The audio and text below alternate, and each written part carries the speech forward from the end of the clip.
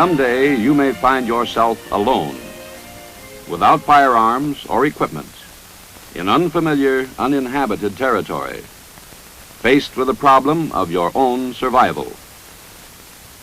The survival techniques you use depend on what part of the world you are in.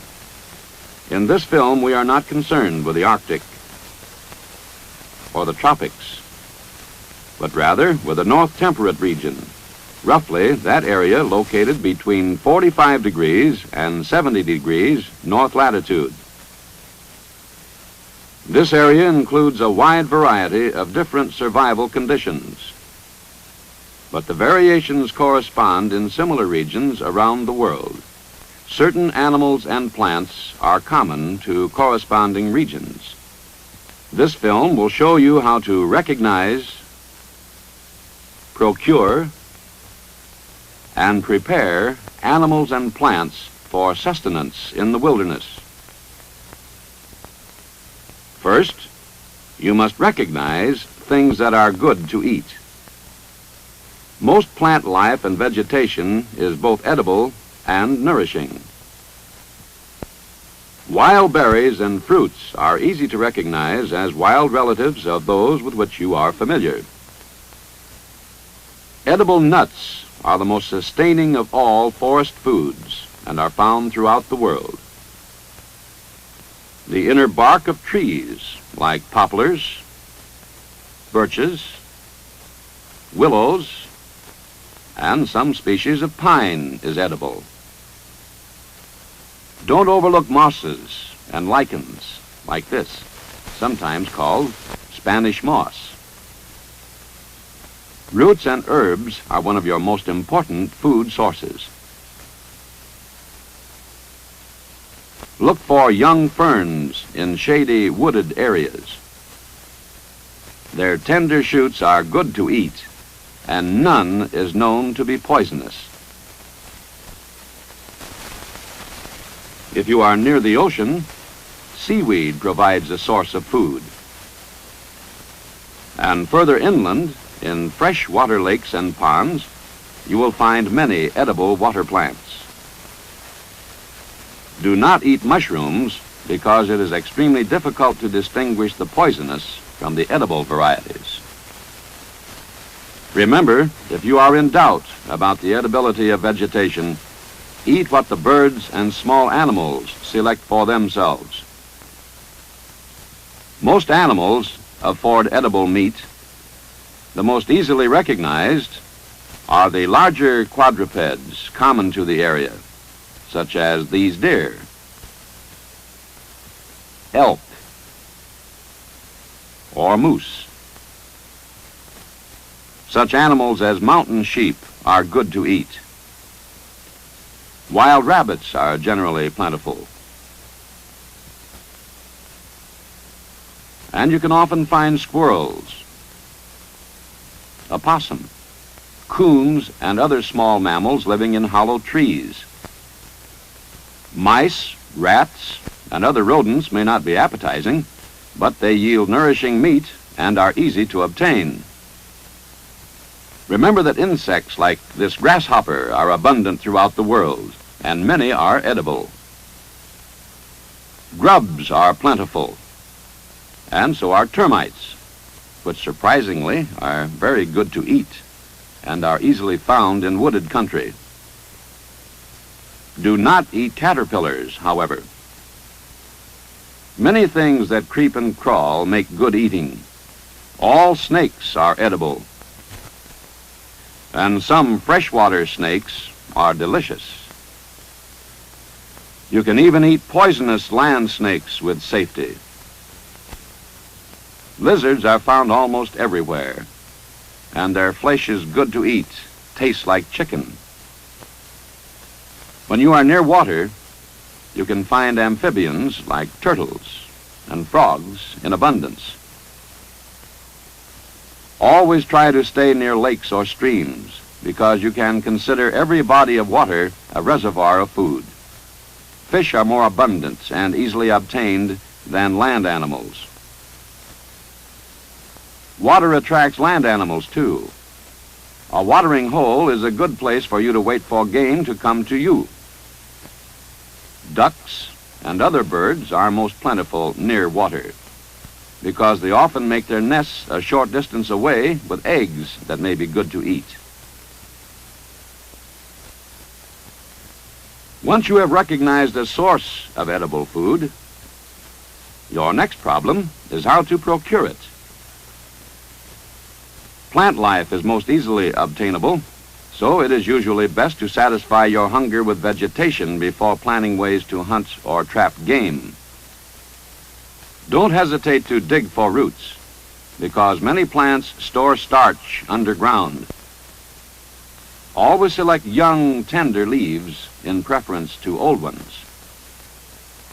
Cut away the outer bark of trees to get at the white inner bark. Be careful of thorns, needles, and plants that are poisonous to the touch.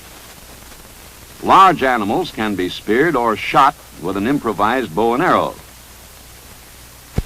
Your greatest advantage in hunting is to see your quarry before it sees you. Always try to stay downwind so that the animal doesn't pick up your scent.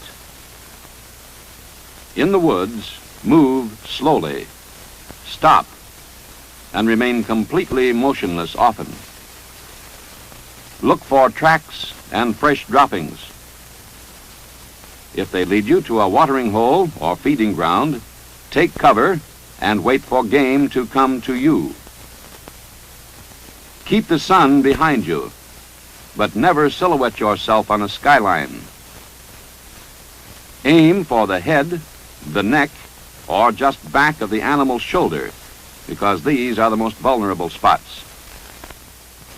Tiny, slow animals like mice, or voles, or lemmings are found under logs and in matted or dead grass.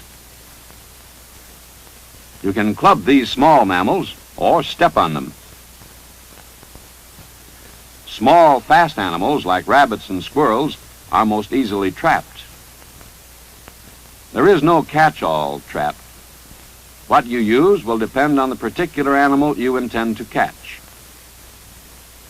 A snare is a noose which will hold or strangle any animal caught in it. It may be hanging or fixed to a stationary object and fastened where the animal will get caught and strangled while struggling. There are many variations of the deadfall, and it can be used to trap both birds and animals. A tethered live bird makes a good decoy,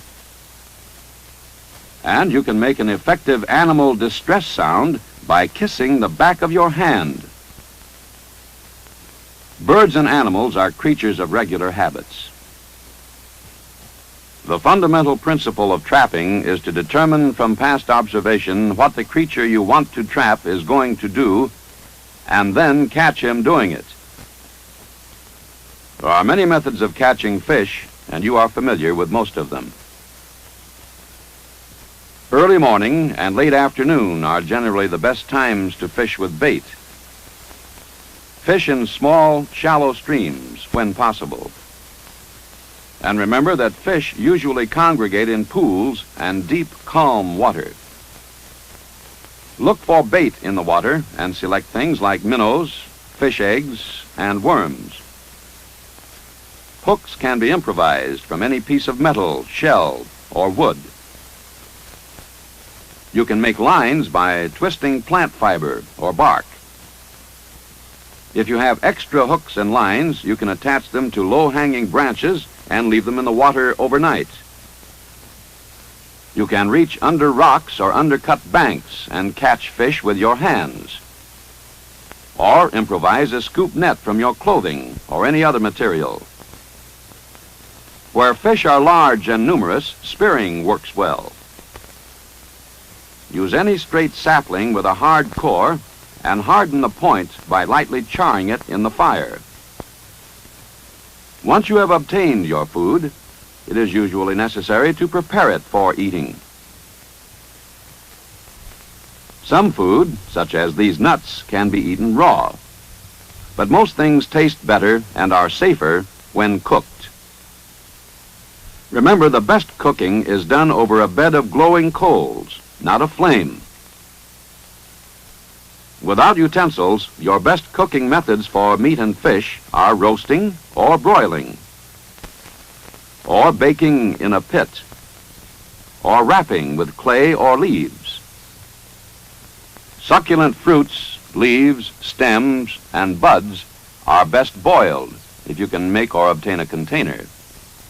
Frequent changes of water will eliminate undesirable tastes. Roots and tubers are most easily baked or roasted. In preparing large game, hang the animal head down and slit the throat in order to drain the blood. Remove the entrails and the glands in the anal and reproductive regions. Animals larger than a domestic cat should be cut into pieces, boiled, and then roasted or broiled. All meat should be broiled as quickly as possible. Slow roasting makes tough meat tougher. Always cut meat into small pieces before cooking. Small animals and birds may be cooked whole or in part. If you have fruit, stuff first and then bake or roast. Fish can be roasted on a grill of green sticks or baked in leaves and clay. You can roast frogs, small snakes, and salamanders on a stick. Insects can be fried, boiled, or roasted, but are best disguised by boiling in a stew containing other foods. You can boil eggs with a shell on and carry them for days. Eggs are the safest of foods, and you can eat them at any stage of embryo development. Remember this rule: never eat raw, freshwater fish. If you are near the sea and obtain shellfish, clean them by soaking them in water overnight. Save the water you use to boil plants and herbs. It makes good broth. You have seen some methods of recognizing, procuring, and preparing food. Keep in mind two basic rules. First, when in doubt, eat what the birds and animals eat. Second, cook all meat and fish to kill flukes and other parasitic worms which can do you much harm. Birds, animals, and plants are plentiful in temperate areas around the world.